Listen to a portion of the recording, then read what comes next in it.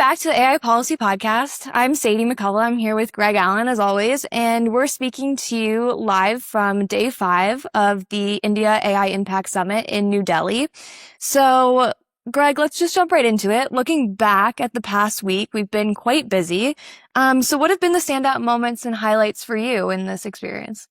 Well, overall, I think it's been a really important summit. A lot of big things have happened here. Conversations, we got really important updates in where we stand in the global AI policy conversation. I can't start there though. I have to start with my petty complaints. And if you've been looking on social media about just how bad traffic has been here, oh boy, it really, really has. And so let me just, we love quotes here on the AI Policy Podcast. And let me start with a quote from the former Minister of Electronics and Information Technology, who was speaking at a side event. And so this is a former senior Indian government official who was in charge of AI in the very recent past. And here was his quote: "Everything broke down. It was chaos on the first day." So, you didn't hear from me. It's the official Indian position is that it was chaos. I mean, I think we spent multiple times we were in traffic for more than an hour. We're on the way out, on the way there. You specifically had some pretty brutal experiences. Yes, but that is the price of having 100,000+ people come in, including a lot of world leaders. So we're here at the ITC Moria Hotel. It's the same hotel that French President Emmanuel Macron is at. I ran into him in the lobby. Yep. You had your brush with glory. Well, my experience was when he went on a jog and he closed the entire road in front of the hotel so he could go for a jog. And that was another reason why traffic go down. So, one thing I have to say is just my friendly advice to the government of India. It is expensive to own and operate a helicopter for your head of state and give them the ability to just fly over traffic. Sure. Helicopters aren't free. You got to pay for maintenance. But I feel very confident in saying that the GDP of India would increase by more than the cost of this helicopter. If people could get to where they wanted to go. Modi needs a helicopter, all right, so that we can just have him fly over the traffic as opposed to closing every road. And at one point, the traffic jam was 5 kilometers long, which is crazy long. Yeah. So that was it. Inside the summit itself, they basically evicted everybody from this university, and the university campus was where the summit took place. And that was pretty cool. There were a bunch of sessions. I think they said over the 5 days, more than 400 sessions. Yeah. So if you go back to the original Bletchley Park AI Summit, that was a very exclusive invitation, right? If you got to go to that summit, it was not super crowded. France, their summit was much bigger in terms of the number of people who attended, but they had so many side events, including formal side events that were put on by other parts of the French government, that the actual core summit, once you got into the Grand Palais, it was not very crowded. And you could just as I did, walk up to tech CEOs who were mostly unprotected because they were only allowed, one person. This was crowded everywhere the whole time.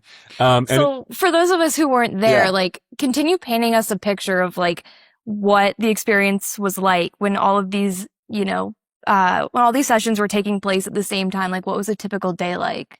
Yeah. Well, I think just one final thing on this philosophy is India clearly had whereas the Brits had a theory of less is more, India clearly had a hypothesis that more is more.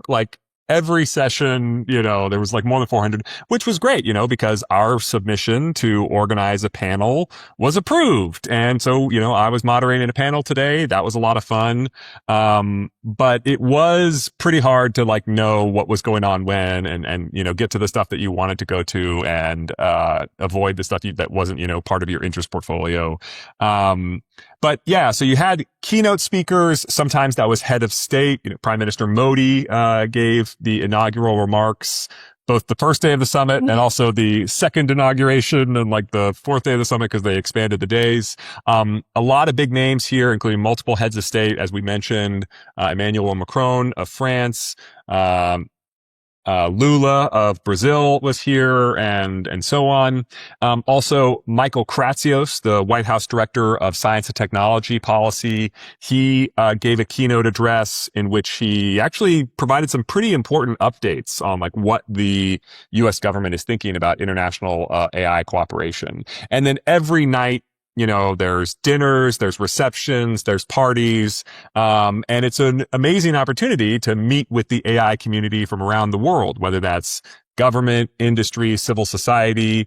We at CSIS put on a dinner, on the 16th, which had representatives from close to a dozen different government, countries and governments, as well as industry, civil society. So, it's just one grand big party. And sometimes that's chaotic and awesome, and sometimes that's chaotic and frustrating. But overall, a genuinely big moment for the global AI community. Sure. And as you already started mentioning, we've been doing a few events related to the summit. So can you tell us more about what the Wadhwani Center has been doing and what events we were involved with? Yeah. So we here at the Wadhwani AI Center, really have I think it's fair to say like an important role that we play in Washington, D.C. with respect to international AI policy, which is, to the extent that the Washington, D.C. AI policy community has an opportunity to hear from and hear about and converse with foreign governments in the lead up to these summits. We've done events before the UK AI Safety Summit, before the Korean AI Impact Summit.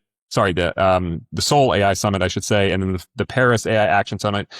In the most recent instance, we had S. Krishnan, who's a very high level official in METI, which is the Indian Ministry of Electronics and Technology. So he got to go sort of the official preview to the DC policy think tank community, as well as, DC government officials. We also had a private roundtable with Abhishek Singh, who's the CEO of India AI, their government roundtable where he could solicit input from stakeholders in Washington, DC. And then most recently, we had a big conference, which I should give credit to you for doing most of the organizing legwork, which was terrific. And that we had the ambassador of India to the United States in a fireside chat with the ambassador of France to the United States, as well as the principal scientific advisor. So we've just been doing a lot to help the Washington, D.C. AI policy community engage with India and to help India engage with this community, to sort of have a good sense of what they should try to accomplish during this incredibly jam-packed week here at the summit. So just about a year ago, you were coming back from the Paris AI Action Summit. So how do you see these two summits comparing to each other? Well, both of them were big expansions of what had come before. As I mentioned, both the Bletchley Summit and the Seoul Summit were comparatively intimate and small, and the Paris Summit was a real expansion of just about everything. And one of the ways in which it was an expansion was that there was aspects of it that kind of felt like a trade show. The Bletchley Summit in the UK really was focused on a policy conversation around AI safety.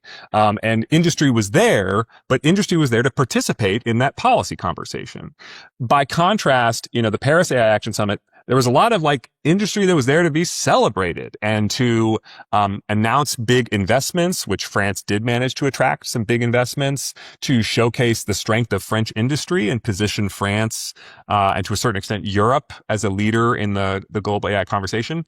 And that's one thing that they have in common. The India Summit unambiguously had big trade show elements. Yeah. I mean, the Expo Center for Industry had everybody hawking everything, talking about, spend all day just in there. You really could. And all of these, different pavilions. There was a little bit of like a Davos element to it because there was one Expo Center devoted to industry where, companies would organize meetings, give talks. Anybody could just walk up and, talk to that company in a certain sense, just like at a trade show.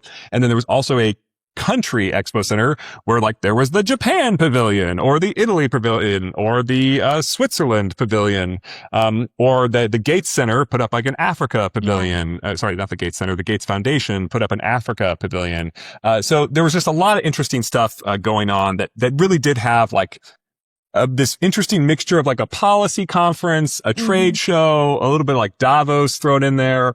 And again, more is more. I'm not sure that there was any aspect of the global AI agenda that India did not want represented here. Like everything was here.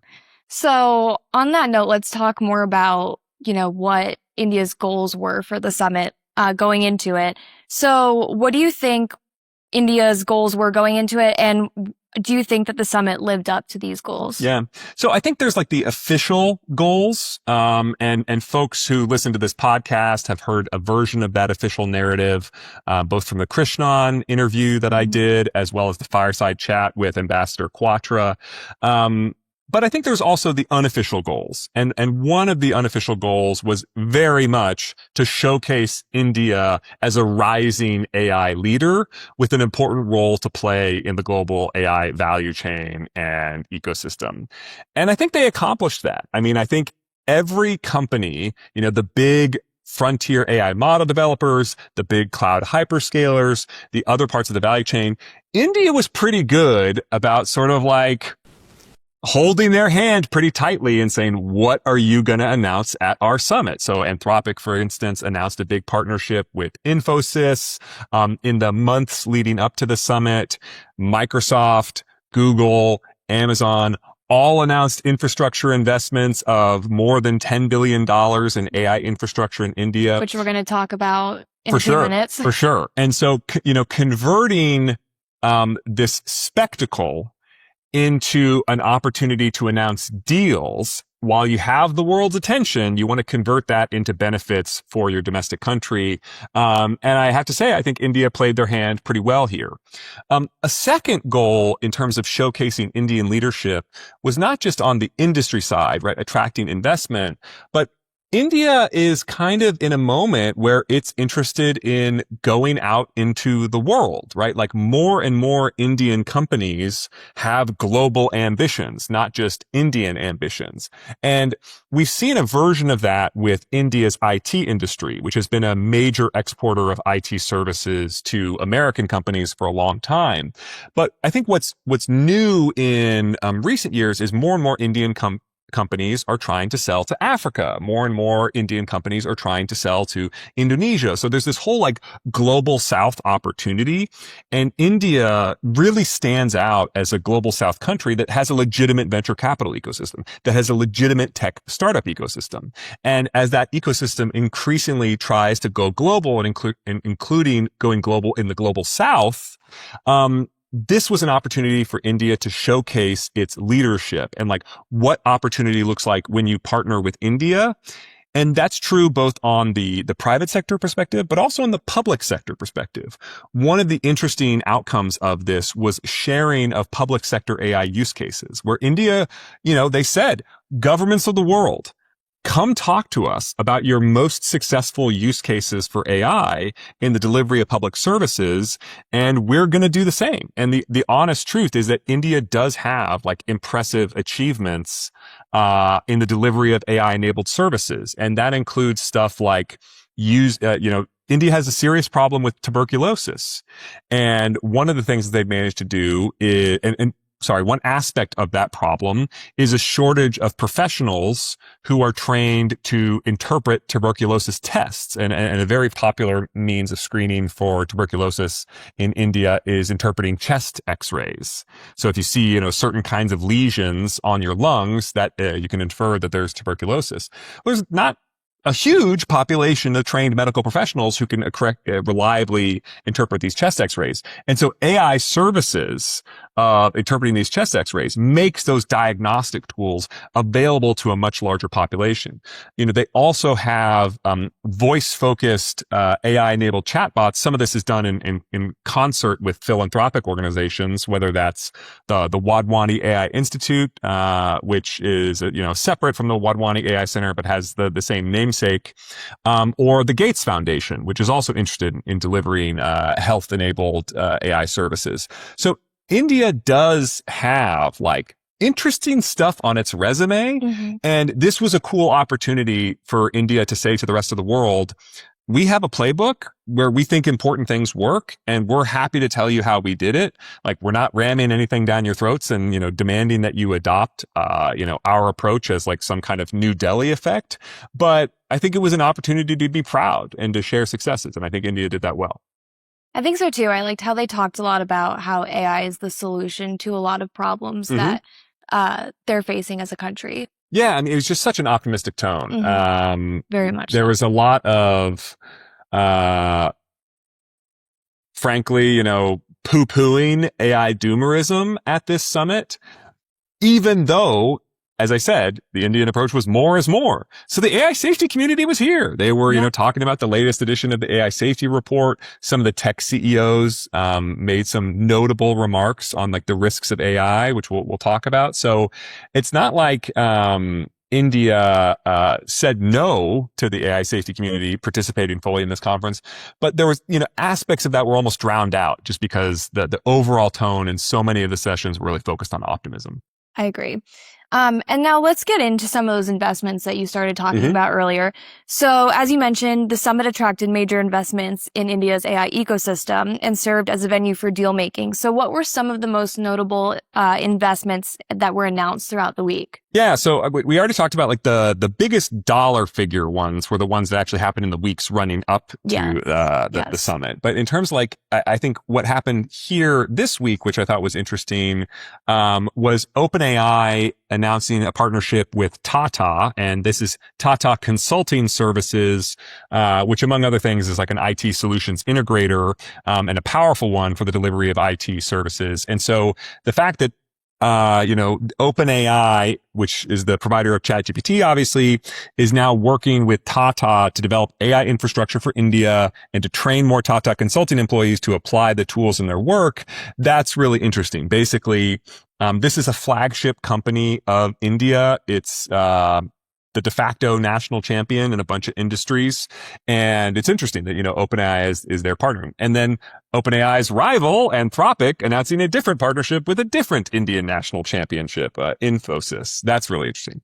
A couple other things which came out of Google, Google.org, Google's philanthropic arm, which I thought was really interesting. So there was a quote, $30 million Google.org Global AI for Government Innovation Impact Challenge to support partnerships that transform public services using AI from everyday essential services to complex societal challenges, as well as a $30 million Google.org AI for Science Impact Challenge to support researchers globally who are using AI to drive scientific breakthroughs. So two big announcements, to be aligned with, as this summit theme is, AI for impact. What are the good things that you're going to do in terms of delivering government services? And I think, orienting the conversation around that was, I think, like a genuine contribution to the field. Oh, I guess, let me say one more thing, actually. The big outcome of the Bletchley Park AI Summit was the signed declaration, right? Where so many different countries got together and said, we're going to work together on AI safety. We acknowledge it as a big, big problem. Then on the Seoul AI Summit, I think one of the big outcomes was these commitments where companies said, we're going to publish this information. We're going to work with governments in the following ways, such and such. So getting those commitments was one of the big outcomes. The Paris AI Action Summit, I would actually say that the biggest outcome was probably just shifting the global AI narrative. I mean, there was a real cutback in the resonance of, what the White House would call the AI doomerism message. The Paris AI Action Summit really did orient the global conversation back towards optimism, investment, economic growth, potential, productivity, et cetera. And to give, India a little bit of credit, I do think that they have certainly increased the volume in the global conversation about the delivery of impactful public services with AI, which I think is to their credit. And that Paris really shifted the global narrative for a year. I don't know if this one is going to, replicate that achievement in terms of this being something that we're talking about and thinking about for the next year, but I hope it is. It's a wonderful, wonderful goal. Sure. So in addition to all of those investments and deals that were made, we also saw tons of CEOs from leading tech companies. So let's talk about some of the most interesting speeches that we saw. You know what we have to talk about first, though, right? Oh, that they wouldn't hold their hands? Yes, yes. Of course. Okay, so Prime Minister Modi got all these, these tech CEOs, including, all the leading, cloud provider leadership and all the leading AI model provider leadership. And whether it was by coincidence or by government demands, OpenAI CEO Sam Altman and Anthropic CEO Dario Amodei are standing next to each other. And at some point, Prime Minister Modi, grabs the two people next to his hand and raises the arm and makes it clear that everybody else on the stage is supposed to do the exact same thing. Everyone's looking left and right to see if everyone's doing it. Yes. And everybody out there, it's difficult for me to believe that you haven't seen this clip yet. But if you haven't seen this clip yet, go watch this clip. At least 5 different people have sent it to me already. Yes, it is amazing how Sam Altman and Dario Amodei just very clearly refuse to hold hands. It's like they would do anything. And they're trying to decide, what should they do given that they're not going to hold hands. And at one point, they have one arm up and the other is down. And then Sam, I think it was Sam, to his credit, cleverly realizes how odd that would look. So he just raises the other hand as a fist so that it's less obvious that he's clearly not holding Dario's hand. But the video is great. It's so good. If you were wondering whether or not there's still any bad blood between Sam Altman and Dario Amodei, I should say. Sorry, I often mispronounce his name for reasons I don't understand. But yeah, there just might be. There's still a little bad blood. Yeah. Yeah. So as you mentioned, there are CEOs from Google DeepMind, Anthropic, OpenAI, and they all gave speeches on Thursday. So yesterday. So what themes did you notice coming out of these speeches, and what other things really, sparked your interest? A bunch of big themes. I think one of them was we saw an updated timeline from technology CEOs about their predicted arrival of artificial general intelligence and artificial superintelligence. And, we've seen this oscillation since the launch of ChatGPT about whether or not the gains from AI, the increased performance potential of AI was likely to keep going or whether or not it was likely to plateau. And one of the moments that was really influential that we've talked about on this podcast was, the rise of inference scaling, defeating the ARC AGI benchmarks. And that was really impactful in telling people actually, no, there's a lot more runway to continue making exponential performance increases. Well, just in the past few months, with the launch of Claude Code, there's really been an extreme uptake in optimism about AI agents and saying, yeah, we have a lot of runway with AI agents. These are delivering real meaningful boosts to productivity. And so that data point of just how powerful AI agents have become really just in the past 3 months, well, that matters for what CEOs think and what companies think as to how long we're going to continue making progress and when that progress growth curve might cross the line of basically as smart as a typical human for all the work that you can do on a computer. So I'm just going to read some of the quotes of what the major CEOs said on this topic, because I think it's a really important sort of good ones. New, you can almost call it the new conventional wisdom, right, among the leadership. So here's from Sam Altman. Quote, we may be only a couple of years away from early versions of true superintelligence. By the end of 2028, more of the world's intellectual capacity could reside inside of data centers than outside of them. I mean, just think how much the world has changed since the launch of ChatGPT. Yeah. What he's saying is that the roller coaster ride that we're going to go on over the next 2 years makes what we've gone over the past 3 years look like nothing, right? That's just how much change, he's predicting. When he says true superintelligence, more of the world's intelligence is going to be in computers than in brains.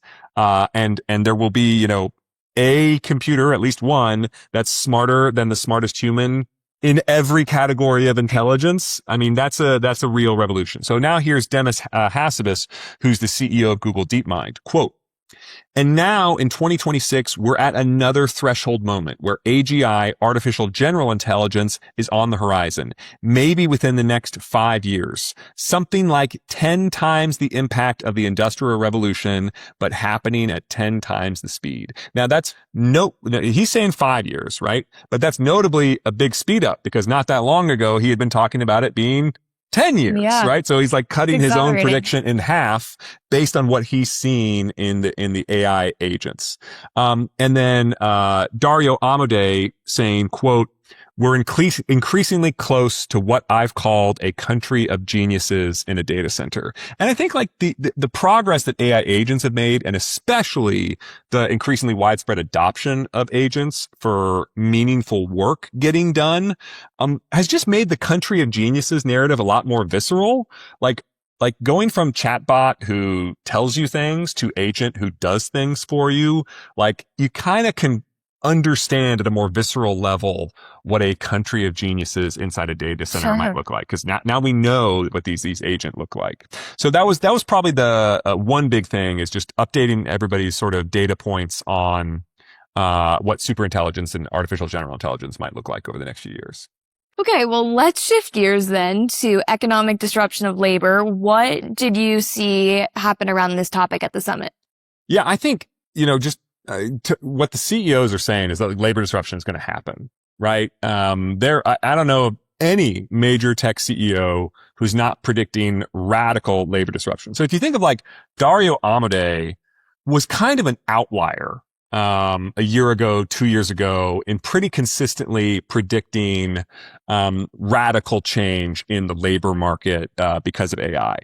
At this stage, I would just say that's the conventional wisdom amongst tech leadership, and they're willing to say it openly. So from Sam Altman, quote, it's going to change the economics of a lot of things. Current jobs are going to get disrupted. We're not so worried about the long term. Technology always disrupts jobs. We always find new and better things to do. And then here's Dario, quote, AI will greatly grow the economic pie, but because it's happening so fast, it may lead to a time of disruption.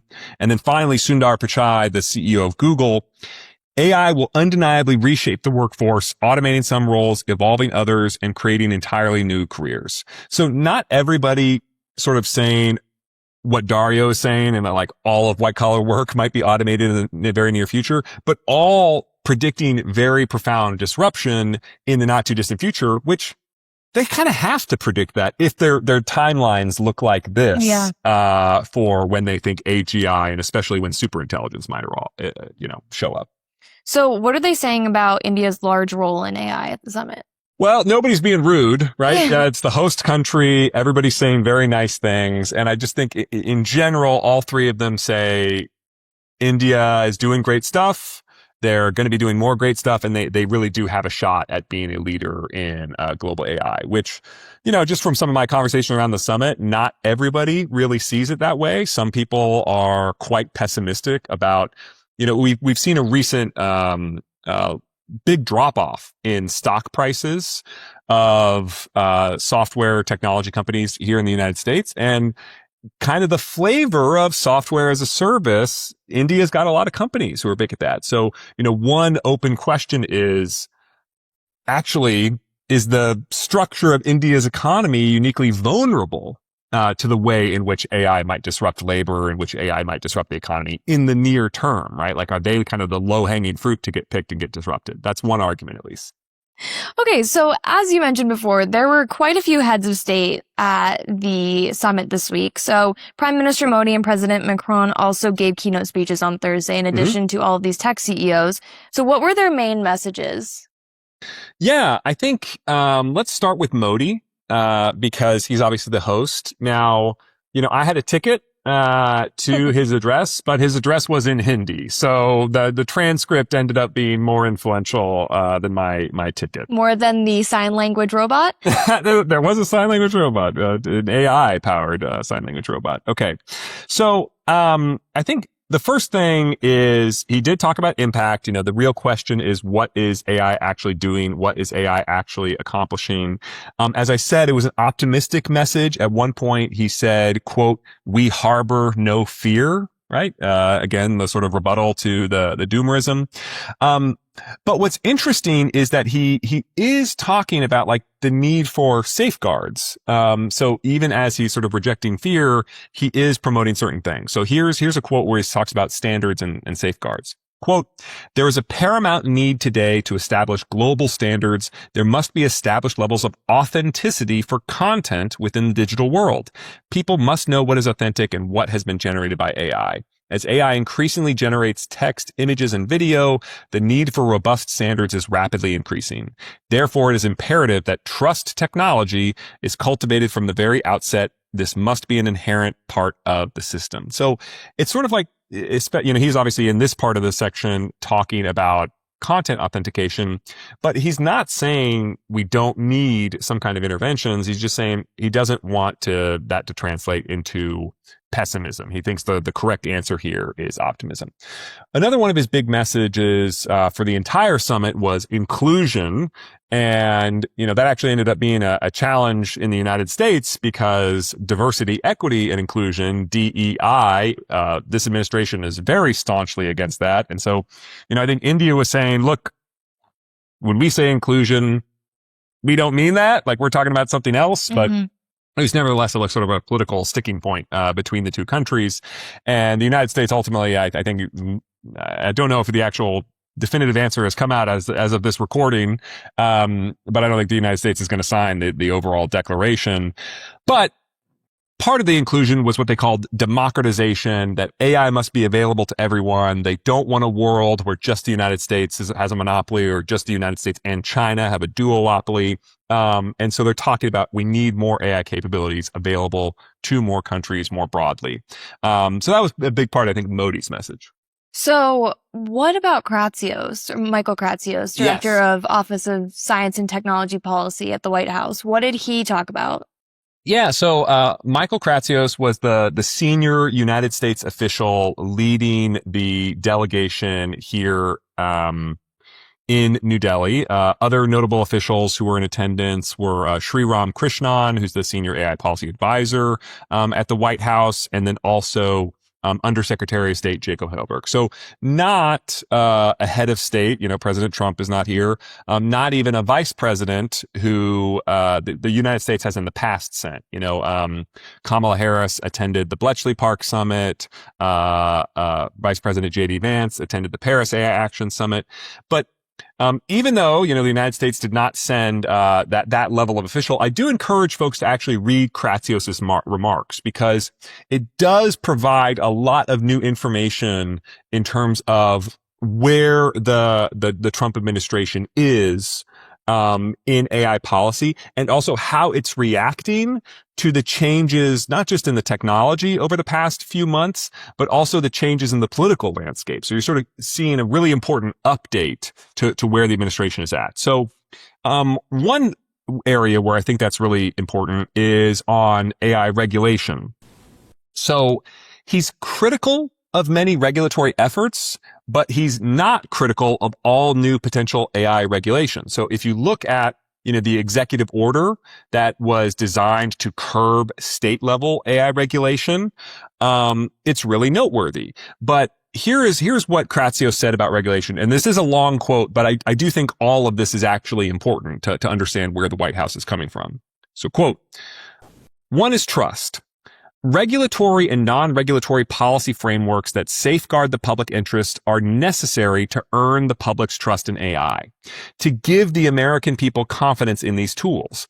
The Trump administration seeks to support legislators as they construct a national policy framework that protects children, prevents censorship, respects intellectual property, and safeguards our workers, families, and communities. So, rewind the clock. What is he commenting on? He's commenting on the Congress's effort to pass a moratorium on state-level AI regulation, certainly large categories, not everything, of state-level AI regulation. And the topics that he's talking about here were a lot of the sticking points in that debate when that moratorium ultimately failed.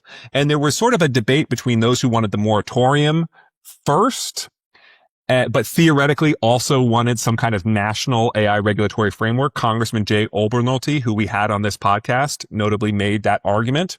So that was one side of the debate is, let's have the moratorium first and then let's establish the framework. A lot of other folks basically said, we're not sure we really trust you. Like, even if we support the idea that this should be regulated at the national level, not at the state level, we're a little bit worried you're going to kind of bait and switch us here, and that you're going to have this moratorium and then you're going to give up on it. So it's clear that to get the moratorium, you have to have some kind of national level framework. And here is the Trump administration officially saying, we want to work with Congress. We know these need to be in the national framework. Let's figure out a national framework. Where that goes, I don't know, but that's really, really interesting. Second thing that Kratsios said on regulation, quote, the other primary limiting factor to U.S. AI adoption is regulatory certainty and clarity. It is our position that with smart updates to existing frameworks to reflect new technological realities, use case and sector-specific regulation best allows adoption. This gives industry confidence that tomorrow's rules will be common sense developments of today's, allowing them to focus on creative deployment. So that's really interesting because when you say what you need is regulatory certainty, that actually is not an argument for very low regulation or an argument for very high regulation. That's an argument for stable regulation. That's an argument for picking something and sticking with it. And so it's actually kind of an argument like, let's have this national AI regulatory framework. Let's figure it out fast. Like, let's get something on the books and then let's make sure that companies understand this is where we're going to be at. So I thought that was really interesting. That is interesting. So Kratsios said more interesting things. One is actually an extension of many of the issues that he was talking about when he came to CSIS and I got to interview him about the release of the AI action plan. And it's intersecting with this debate, this term that was all over the AI summit, which is AI sovereignty. Yes. And I got to tell you, Sadie, I'm not sure I've ever heard two people define AI sovereignty the same way. Yeah. A lot of like the AI sovereignty debate is like, I know I want AI sovereignty. But what actually is it? Just sounds good. It's a big buzzword of this summit for sure. So Kratsios now has his version, which I think is like important. And this is kind of interesting. He's kind of connecting the idea of AI sovereignty with buying American technology, not renting American technology, not buying the technology as a service. So what I'm saying is going a little bit farther than what he said. So let's read what he said. Apologies. This is a long quote, but I think it's really important. So here we go. Quote, real AI sovereignty means owning and using best-in-class technology for the benefit of your people and charting your national destiny in the midst of global transformations. It does not mean waiting to participate in an AI-enabled global market until you have tried and failed to build self-sufficiency. Complete technological self-containment is unrealistic for any country because the AI stack is incredibly complex, but strategic autonomy alongside rapid AI adoption is achievable, and it is a necessity for independent nations. America wants to help. We believe that independent partners are critical to unlocking the prosperity AI adoption can open to all of us. That is why the president launched the American AI Export Program. That is why I am here with you today. America is the only AI superpower willing and able to truly empower partner nations in your pursuit of meaningful AI sovereignty. American companies can build large, independent AI infrastructure with secure and robust supply chains that minimize backdoor risk. They build it, it's yours. Now, isn't that interesting, right? Like, break it down for us. Yeah, I mean, what's so interesting is that this is about exports, and it really sounds like it's about hardware exports. He is not telling countries a message you could imagine that he would say, right? He might have said, hey, developing frontier AI models costs $700 billion. So you shouldn't do that. You should rent ours, right? Buy a subscription to ChatGPT, buy a subscription to Google Gemini, buy a subscription to Anthropic. Don't build your own. Instead, what he's saying, he doesn't say NVIDIA, but he's like, buy American chips, buy American data servers, state data centers, partner with America and you will own it. They build it. It's yours. That you will not rent it. So I don't know. I really am very curious what the reaction to those remarks is going to be among companies like OpenAI, like Anthropic, but also the cloud providers, right? Like think about, if you're Microsoft and you rent AI capacity, or if you, via Azure cloud services, it's not clear to me like what role they see in what this vision is of AI sovereignty.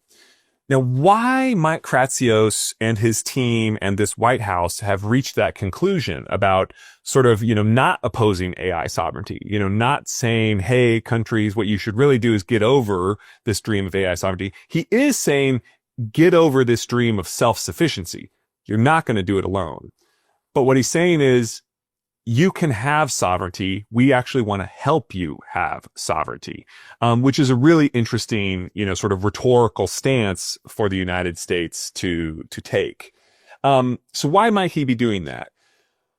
One possible theory of the case is that he just thinks there's no fighting it, right? If he just goes around the world and has a message of sovereignty is bad, except permanent subservience to the United States, that won't go over well, I would assume. Not every country is going to be down with that message. And in other parts, he criticizes the AI diffusion rule, which, some criticism of that have said it was designed to keep countries around the world dependent upon the United States AI stack. This is not an argument of forced dependence. This is an argument of enabled independence, which is really quite interesting. So one reason why he might have made this argument is just because he had to, because rhetorically there wasn't a way to make a pitch of, being pro-dependent on America that would come off nice at a conference like this. Here's another reason. It actually comes from his colleague at the White House, Sriram Krishnan, who I got to see make remarks at a side event organized by the Tony Blair Institute, where he was very positive on open source AI, where he said, free and works pretty good is a very compelling offer. It was something to that effect. It wasn't precisely that quote, but it was close to that quote. So what if the White House has concluded that open source is going to win, right?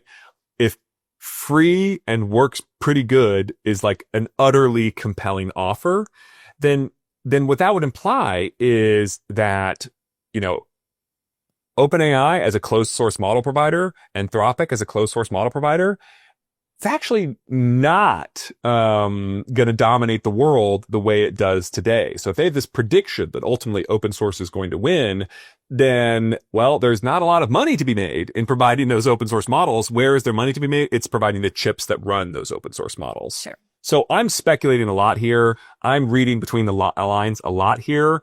But I don't think the way I connected the dots is that crazy. I mean, it is certainly a plausible interpretation of what Kratsios said, combined with what Sriram Krishnan said. If I was the big AI model developers, if I was the big hyperscale cloud providers, I would be calling the White House and being like, yeah, why didn't you talk about how we're a part of this future? Okay. Well, we'll have to wait and see what happens. We'll have to wait and see what happens. All right. And at the risk of filibustering on my own podcast, there's one more thing that Kratsios said. Sadie, I appreciate you pairing with me. You're being a great sport. Sorry, I'm filibustering here. But okay. So he did one more thing, which was again follow on to what happened in the AI action plan and the executive orders that dropped at the same time. He's fleshing out the American AI exports program in both developed countries and developing partner nations. And that included creating the Tech Corps as a new partner initiative of the Peace Corps. Sorry, Peace Corps, I should say. I don't know why I'm, ignoring the silent letters. So the Tech Corps is going to actually go into developing countries and help them adopt AI related public services and help them sort of build out digital infrastructure associated with AI. Why is that interesting? Why is it interesting that he put that in part of the Peace Corps and connected it explicitly to the American AI Exports Program? Well, if you remember when Kratsios came to CSIS and he was talking about why we needed that development program, he mentioned the frustrations that America had in competing with Huawei in telecommunications, where there was this period. I mean, ultimately Huawei's like 5G technology became, as good or better and cheaper, than what the West had to offer in some cases. But there was this period of time where American technology was better, and at least from a total cost of ownership perspective, was cheaper. And so why didn't countries in the global South, buy American as well as, American critical partners, many European and Japanese companies? And the hypothesis was that the Chinese government provided attractive financing options. So you can have the 5G or the telecommunications infrastructure now. And once that starts generating the profit, that's when you pay us back. You don't have to pay us up front. Okay. Well, he's talking about mobilizing all these government agencies to provide attractive financing options to buy the American AI stack, like the Development Finance Corporation is just one example. And the second thing he's talking about is this tech core. And there again, a lot of the benefits of Huawei was we're not just going to build this equipment and leave your country. We're going to build this equipment and we're going to train the 10,000 people your country needs to operate it yourself, right? So there's this whole attractive solution that Huawei would integrate for those countries where it's like, we are your one-stop shop. Everything you need is going to be from us. And that includes training your domestic workforce so that you're not, dependent upon our engineers living in your country forever. I see some echoes with that, with this Tech Core initiative linked to the American AI Exports Program. Again, this is an announcement. All of this stuff is pretty nascent. We kind of have to see how the rubber is going to meet the road, but I thought that was super interesting. So let's finish up the episode with talking about French President Emmanuel Macron's remarks. What did you find most interesting about that, and what can you tell us about it? Yeah, I think Macron is an interesting, place to end it because he obviously had the last summit, and so he is the sort of connective thread about where we are. So there's a few things that I think are interesting. The first is I want to say around the importance of international collaboration. His quote said, "The old world said you compete or you lose. The new world says you connect or you fall behind." Now that's really interesting. I think it's a thinly veiled criticism of America, right? Being very explicitly and harshly competitive in many circumstances and saying that actually connection is a key part of it. He's also, just like, Michael Kratsios, however, going against the self-sufficiency hypothesis, right? Countries are not going to do this alone. And then China really stands out as the country that really has embraced the self-sufficiency initiative and approach. The second thing, is around sovereignty and independence. This is kind of interesting. I don't quite understand what he means here, but I still think it's an interesting quote. Quote, "India chose granular and smart, and Europe chose sovereign and scaled, but both chose independence, and both were right." Well, here's the thing. India has sovereignty requirements, including in building out cloud infrastructure locally. So what he means when he says Europe chose sovereignty and India didn't, I don't know what that means, but both chose independence. And maybe that's getting at, sort of the self-sufficiency versus other, distinction. I don't quite know. But later he says, France and India share a common vision, a sovereign AI used to protect our planet and foster prosperity for all. So sovereign AI, I think, is one of the buzzwords that's really reaching a crescendo, here at this summit. And then finally, he has a defense of the European approach, which I think really is interesting because last year, he was pretty critical of the European approach. I mean, he was fighting against the EU AI Act, and I think in important ways succeeded in changing not just the way the act was written, but very, very importantly, especially around last year this time, the way the act was implemented, because the regulators do have quite a bit of flexibility. And so here's what he said as a defense of the European approach. Quote, "And opposite to what some misinformed friends have been saying, wink, wink, I think we're talking about America. Europe is not blindly focused on regulation. Europe is a space for innovation and investment, but it is a safe space, and safe spaces will win in the long run. I'm sure of that. And so he's basically saying, you know, what ultimately countries, companies, consumers are going to want is AI that works reliably, safely, as intended over its use cases. And, you know, to the extent that Europe has chosen regulation, it's in pursuit of that. And it's nowhere near as bad as I think he's thinly attacking the Trump administration has been saying. So look, that was a tiny fraction of what went on here at the India AI Impact Summit. It was already a lot. But hopefully folks found that useful as what we certainly took away from a really awesome week. Well, I think you hit the most important parts and helped everyone understand, but I've really enjoyed being here with you and talking more about it. So it's almost time for us to head to the airport, but literally, yeah, we're about to go get on the plane. But thanks so much for listening to this episode of the AI Policy Podcast. Greg will be back next week with more episodes, yes. So stay tuned. We've heard those of you out there who are crying for more News Roundup episodes, so we'll be back in the not too distant future next week with 2 episodes, one News Roundup and one interview. So stay tuned. Thanks for listening to this episode of the AI Policy Podcast. If you like what you heard, there's an easy way for you to help us. Please give us a 5-star review on your favorite podcast platform and subscribe and tell your friends. It really helps when you spread the word. This podcast was produced by Sarah Baker, Sadie McCullough, and Matt Mand. See you next time.